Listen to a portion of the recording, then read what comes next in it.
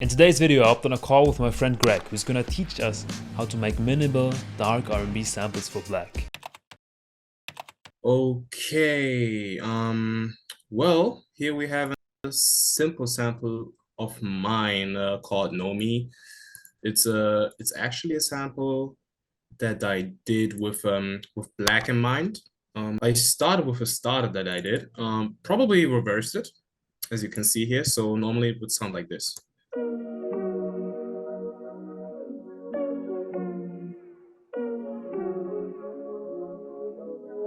I love to reverse stuff just because I know it does sound different. Changes the whole mood for me.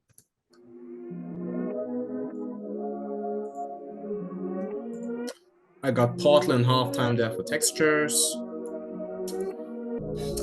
Then I added a Matrix Woodwind lead. I guess that's from Kill September. It's from the Kill September pack. And I also reversed that, so it sounds like a sine wave coming in. That I think it's a bell. That's from Coop the Truth. And it's also a lot farther back in the soundscape, so it doesn't disturb. The second pattern is the bass, a Prophet bass. It started with Contact Bank.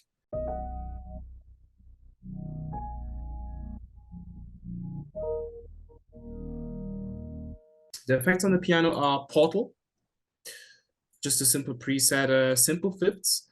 I think it's a pitch change preset, which exaggerates textures, but it's created in the fifth of the original sound. So I love halftime Portal combo. Portal adds some weirdness, and then with halftime you kind of tame it again. I feel like when creating samples or music in general, it's more about nuances after some point. Like when you start out doing samples or beats, you go all guns blazing for plugins, sounds, drums, whatever. You're trying to do everything. But I think after some time you just realize that you kind of have to get back to what's important to you and what gave you goosebumps in the first place, you know. Yeah, and also like that search for secret plugins is, I think, overrated. I just read a Mike Dean article where it was like, yeah, I use all of the stock Pro Tools stuff for mixing. I like the stock reverb.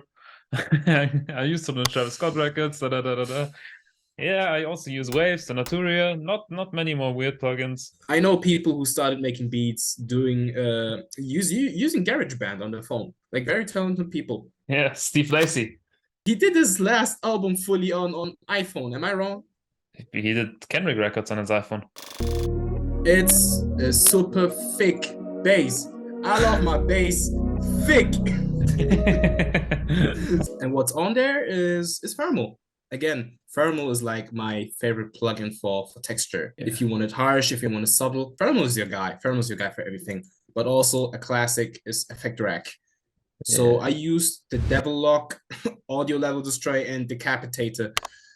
Normally, you wouldn't even put those two things into one rack, maybe because you might feel distortion, but most people will just ignore any kind of distortion if it's pleasing. Greg also has this technique for creating a weird and new feeling, even though it's the same piano throughout the whole sample, and he explored it in a different sample, which he's going to show us here. I got a few layers here, like Contact, the Giant, super nice library. Like, yeah, the Giant is an old classic. I think a lot of people sleep on that one because you can control the tone here and the space without setting in any reverb. So it got like on VST effects already. And when you play with the velocity, you can also control how soft the hit is. For example, yeah, a vocal line from a song or from a completely other sample, and I just took it there and built the chords around around the vocal. Yeah, perks might be from Coop the Truth. Who would have thought? The reverb is also pretty self-explanatory. I used H reverb from Waves. Yeah. And the plate is Abbey Road Studio plate. So yeah. So what are you all routing into the chain or into the texture? What is going where? I think I do have the most things normally in reverb or plate. So it just sounds a bit more compressed, more gluing together, and it's mostly the perks.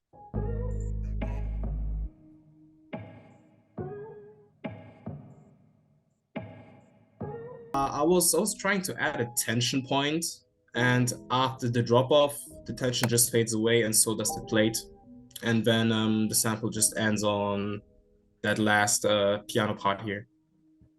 Yeah, but I think going so minimalistic is actually giving it back more, a lot of the feeling.